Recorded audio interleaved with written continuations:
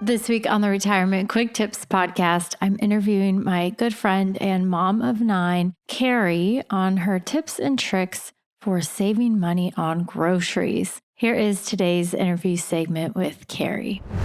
One of the things I struggle with the most with buying groceries, especially for kids or just in general for convenience reasons, all the like prepackaged snacks that you could buy at like Costco, where it's like, the little pouch of goldfish or the fruit pouches versus like a big container of applesauce or a huge container of goldfish. I sort of struggle with that because it's not that hard to take some goldfish, dump it into a sandwich bag. And yes, you would save money. But then I think, oh, well, there's the sandwich bag too that you also had to pay for. And the goldfish, I don't know the difference between like a big tub of goldfish and the individually packed goldfish, like for weight, what the price difference is. And so I'm always like, it's just easier. So I'm just going to buy the more convenient item, pay a little bit more than that. So how do you decide like what you're going to spend a little bit more on for convenience? I hate that I do this, but I will also buy like the pre-cut fruit, which is like the stupidest, most expensive thing you could do. But it's like, then I don't have to buy like and cut a cantaloupe and a watermelon and a honeydew and a bunch of strawberries, and I'll pay like 3 times what it all costs. But it's like, it's already cut into nice uniform pieces for me. Well, time is money, right? So you do have to decide what you want to pay on or pay for the convenience. And what I found was, say I'd buy the big box of goldfish at Costco that has the 2 bags, not the individual bags.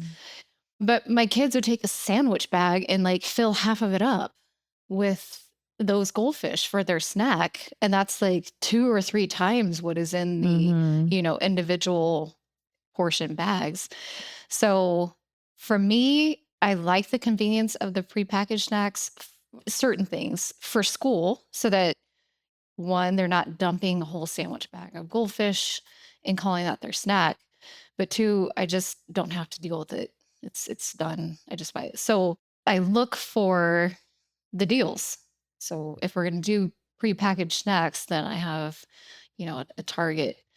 So my target is, it can't be more than 50 cents per item. That's kind of what I shoot for. Sometimes I'll spend more. It just depends on what it is. Interesting. And my favorite place to get prepackaged snacks is grocery outlet, because I can find pretty good deals there, and that's not always the same thing. Yeah, it's nice variety. Yeah. Every time I walk in, they have that little front section. You're like, ooh, that's new. What do we have I like today? that. Yeah, I like that too. And they have good stuff. Like they'll have goldfish, they'll have the Dots pretzels in the small bags. So I definitely don't mind paying for convenience as long as it's the right deal. Okay, so shopping the sale ads. Do you get the print ads or? Unfortunately, only for Safeway. I used to get Fred Meyer. So you're going on like your phone or your computer and like looking at that when you're making up your list. Yeah. Okay, so shopping sales or looking at the ads and then building your meal planning and grocery list with that as your starting point. And then a cash-based system of spending money. What other things do you do that you think are maybe a bit unique or out of necessity because of the size of your family that somebody, even if they had a smaller household, could implement? So in addition to, shopping the ads, I also have certain meals certain quick meals that I try to keep stocked in the pantry. So it's a day didn't go as planned and I didn't have time to fix dinner. So I have something quick that I know is in the pantry and I keep that available all the time. So that helps to keep us from eating out. What's an example of that? So tacos, let's say tacos. So I always have ground beef. I always have tortillas, usually have cheese. So that's something that I can use. And spaghetti. I always have pasta sauce. Yeah, spaghetti is like the go-to cheap, easy meal that you could throw together and not have to worry about like it's all pantry stuff if you want it to be. Yeah. Oh, another one of my favorite things is the Franz outlet.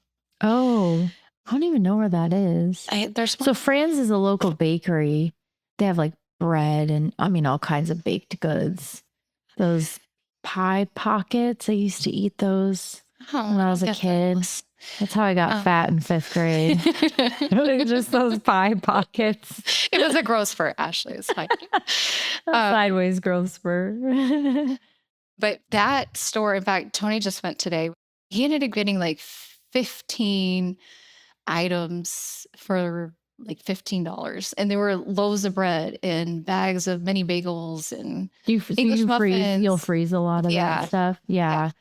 With a lot of that stuff, just having some knowledge about, oh, I could just toss a loaf of bread in the freezer. And usually if I use it up fairly quickly, like I wouldn't put it in there for 6 months, but like it'll keep pretty good and then it'll defrost really quickly. Yeah.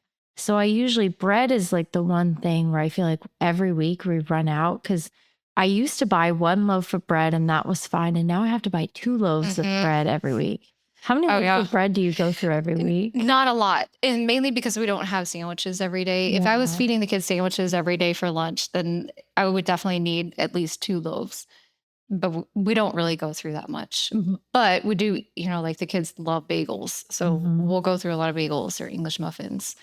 But yeah, freezing the freezer is such a lifesaver, really.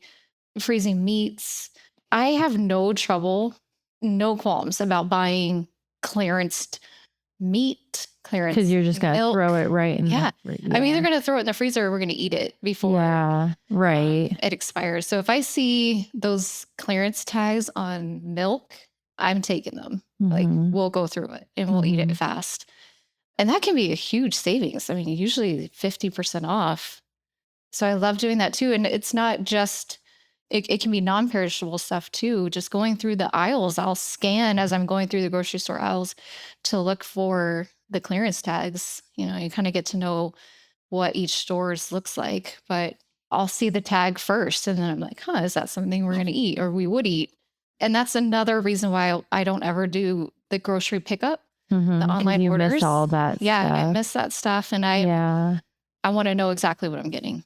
I don't know either if the prices are different. Like if you order from Safeway grocery pickup, because it's free if it's over a certain amount, but is the price that you're paying on the exact same item, like even just a little bit higher than what you'd pay in the store, or exactly? I think it might be exactly the same actually, but I almost exclusively, I went to Fred Meyer last weekend because I had to buy a few things for Father's Day barbecue we were having. But when I went in there, I was like, I don't know the last time I was in a grocery store, because that's an exaggeration, but like I always do pickup. I used to go to the same grocery store every single week.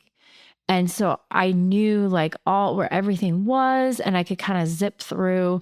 I don't do that anymore. I go to different stores, and I will maybe twice a month, I will go actually inside of a grocery store, but it's usually because maybe they were out of something. And I'm like, really? You were out of milk? You couldn't find a substitute for the milk and you told, so then I have to go in anyways. Yeah. But anyway, so in my situation, I feel like that's a little bit of a savings hack, because even though I miss the sales and the clearance items and the opportunity for like the clearance baked goods, I think I make up for it in like keeping my spending pretty consistent every week.